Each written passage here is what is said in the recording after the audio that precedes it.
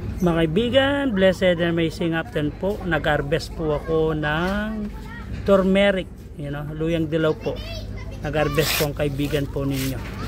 Yan po, yung mga tanim ko po. Nagtanim po ako ng ilang piraso po para hindi po mainip. Yan po yung turmeric. So, luyang dilaw. So, mga kaibigan, napagaganda po ito. Habang walang ginagawa, nag-harvest na po akong turmeric. Mahilig po kasi ako magtanim. Kaya ngayon po inayos ko na po yung magtatanim na po ako ng mga pechay, saka po yung sitaw.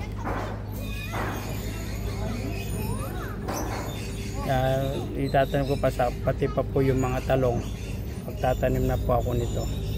Kaya ito po tinanggal ko na medyo malaki na po yung ibang bahagi ng turmeric na ito. Sayang po kasi ito. Kahit na po ilan po. Sa lupa po kasi nakatanim. Pero yung iba po nasa paso nakatanim. Pag wala na pong area, sa paso ko na po tinatanim. Yung mga ibang alaman ko. Magtatanim din po akong lettuce nito po. Na bumili na po ako ng mga seed na lettuce sa kaya chai. Sa bok choy, bumili na po ako. Magtanim po tayo mga kaibigan para hindi po kayo mainip, para pag gusto nyo pong kumain ng gulay, meron po kayong kukunin na hindi na po kayo bibili. God bless po mga kaibigan.